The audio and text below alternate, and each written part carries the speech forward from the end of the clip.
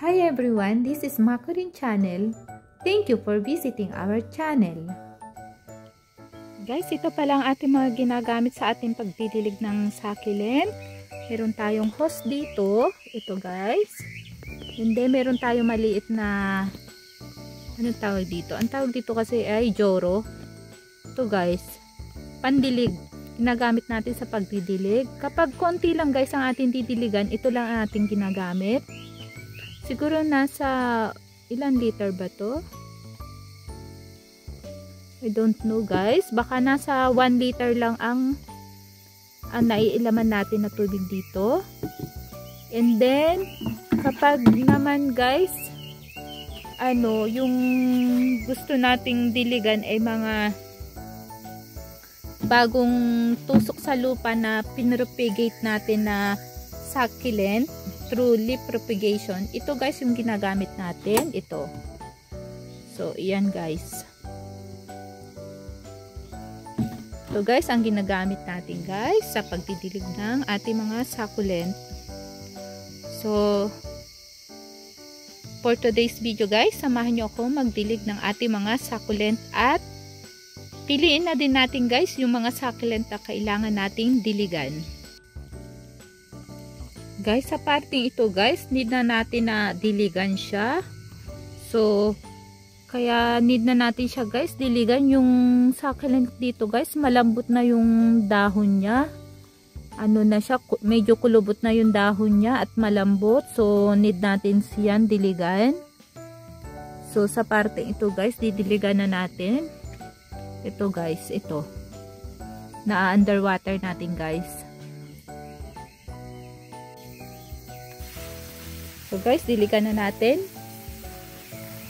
Ayan lang guys ang ating pagdidilig. Guys, dahil payat na guys yung dahon ng ating succulent, ang pagdidilig natin guys sa succulent na ito ay full water.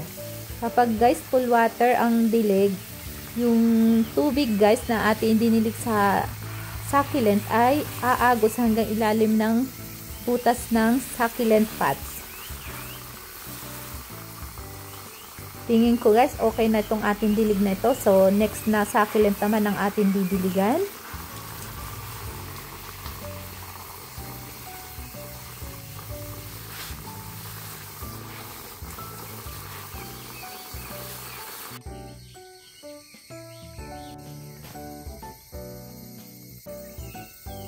Yung mga sedum natin dito guys, itong blue jelly bean natin dito sa parting ito guys, need na din natin diligan. Ang need natin guys diligan dito ay hindi lahat natin didiligan guys, hindi lahat ng tray. Yung sa parte dito guys didiligan natin, and then yun dito guys chubby pa yung lips niya, hindi muna natin didiligan guys. Medyo ang ating blue jelly bean medyo sensitive guys sa ganitong season, sobrang init ng panahon. So ilang blue jelly bean na yung nakikita ko guys na nasira, nangitim guys yung mga dahon niya, and then nalalaglag yung mga dahon niya. So dito naman guys ay sobrang payat na guys yung dahon niya. So yung dito sa parte nito guys, need na natin ng diligan. So yan guys ang itsura ng mga blue jelly bean na humihingi na ng dilig. So diligan na natin guys.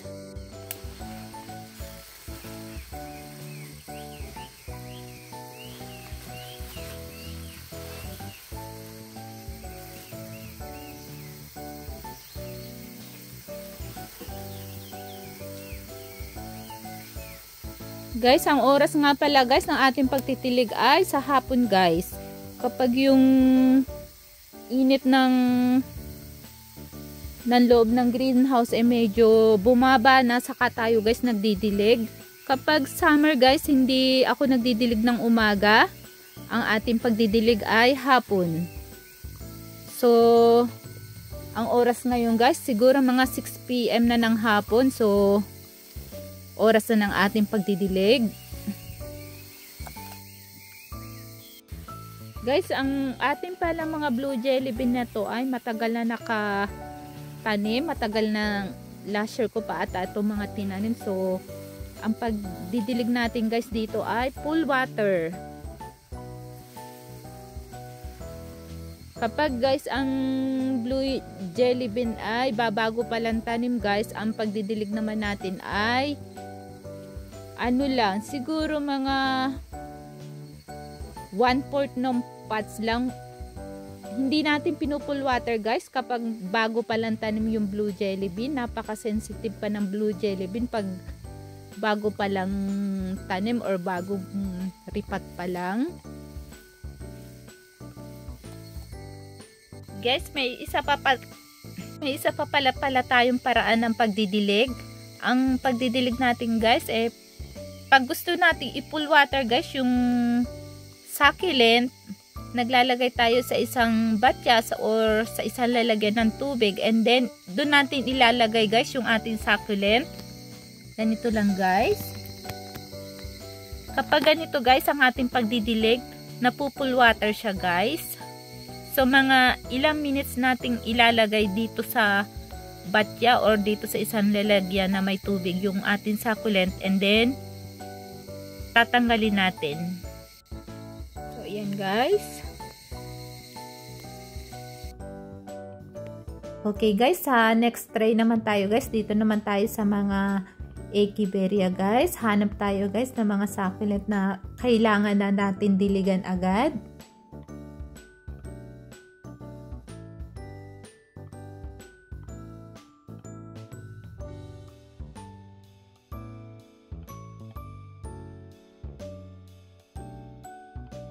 Tray na ito guys, may mga succulent tayo guys na need ng diligan. So sa tray na ito guys, meron tayong 4 na napansin na need na ng dilig. Ito guys, itong 4 na onslow. Ito din guys, onslow. Pero ito, saka ito, same silang onslow. Pero yung dito guys, chubby pa yung leaves niya. Yung dito guys, payat na guys yung leaves niya. So need na natin bigyan ng dilig. So diligan natin guys. Na pandiliga ito guys. So kapag meron tayo guys na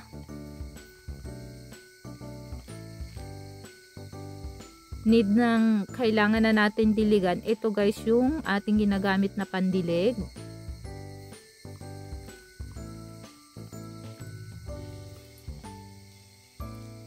Ito din guys, need na din ng dilig. Ito din guys, need na din.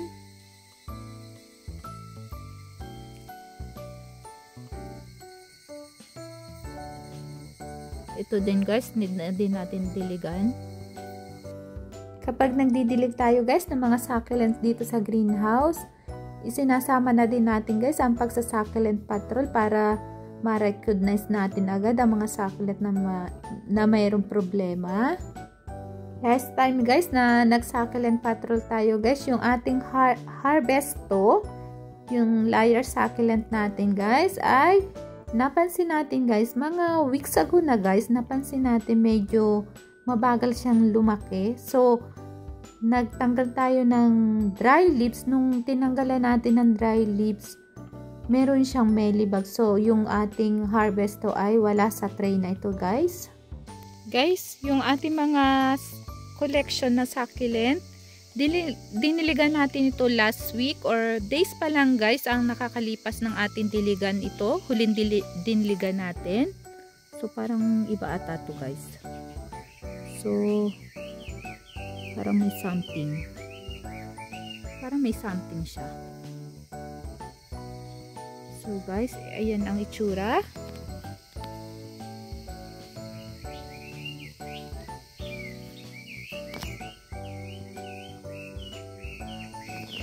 So ito guys ang itsura ng ating mga collection.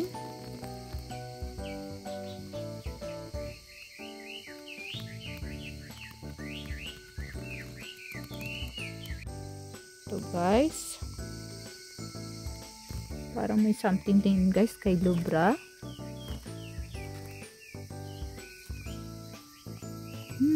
May nagmashi leaves din guys. Teka lang kaya. Guys, yan naman. Nag-green na talaga.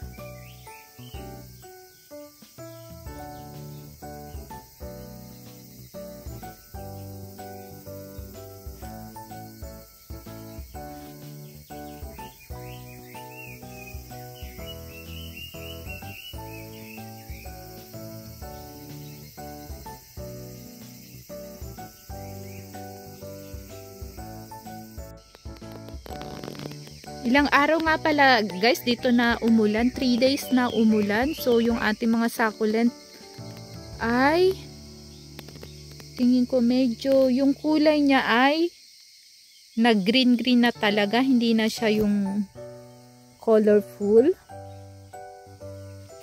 And then dito naman guys, parting to guys, na green na talaga. At lumaki na din guys yung mga succulent natin.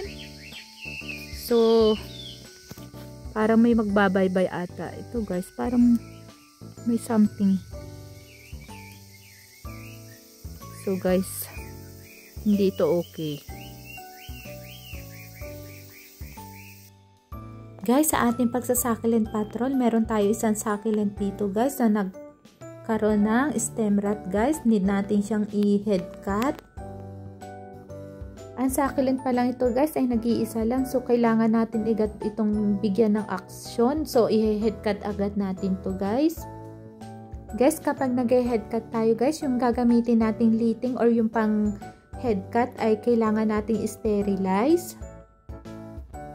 Sa pag-head cut guys, pwede din guys ang gunting ang ating gamitin. Pero kung ano guys, yung convenient kang gamitin, okay lang guys, kahit ano naman. Guys, dahil emergency head cut itong ating gagawin guys, nalimutan na rin natin magsuot ng gloves. Kapag liting guys ang gagamitin natin, mas safe kung magsusuot tayo ng gloves. Guys, sa pag-head cut ng succulent guys, iniiwasan natin guys ang maraming succulent leaves ang masira or magka-damage.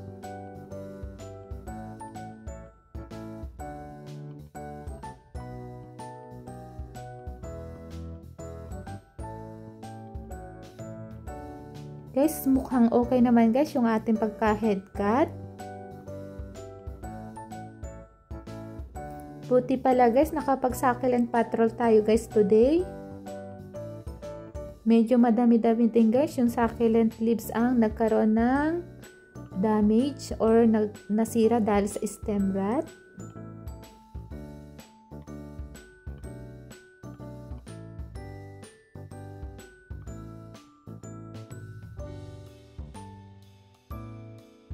Guys, na head cut na natin guys yung ating laurins. So ito guys ang itsura niya nung na head cut natin guys. Mukhang okay naman guys yung pagka head cut natin, hindi masyado nagka-damage yung mga dahon niya. So yan guys ang itsura na head cut na natin. So kapag ganito guys, may succulent tayo. Itong succulent kasing itong natin guys ay wala pa tayo na propagate. So isa lang itong succulent natin to. So kahit alas 6 ng kahit ginabi na tayo sa ating pagdidilig doon sa greenhouse, so need natin na i-head cut agad ito guys, kasi pag nakalimutan pa natin itong i-head cut, maanuhan lang natin guys, baka lahat na ng dahon niya ay manlagas at wala nang maiwan sa ating healthy leaves. So guys, ang atin naman next na gagawin ay magtanggal tayo guys ng healthy leaves dito sa succulent. So ganito lang guys ang ginagawa ko pag nagpo-propagate tayo ng succulent. Guys, dahil malaking succulent itong ating laurins, marami-rami din tayong guys na nakuhang dahon. So marami-rami din tayong pwede ma-propagate dito sa succulent na ito. Sa pagpupugot guys ng succulent, hindi ako masyadong happy dahil yung isang succulent bago pa natin mapalaki or maging isang matured plants, medyo matagal-tagal din guys. So kapag hined cut natin guys, biglang lumiliit yung succulent. So hindi ako masyado guys happy kapag nag-head cut ng succulent. Sa pag-head cut guys ng succulent, saka lang tayo nag-head cut kapag nagka-root rot or kailangan natin i-head cut yung isang succulent. Ito naman guys, yung mga nagka-damage na dahon guys. Ito guys. So, ito guys. Ito guys, hindi to masyadong okay. Ito din guys, hindi rin masyadong okay. Nagkaroon siya ng itim. Hindi ko alam guys kung bakit nagkasakit itong ating Laurens. Ito din guys. So, hindi ko alam guys kung sunburned pa siya or ano. So, yung mga okay naman guys na dahon, eto guys. So, dadamihan natin ang pagpupropagate. Sensitive pala si Lauren sa tag-init. That's for all guys. Maraming salamat guys sa pagsama niyo sa ating 6 PM routine.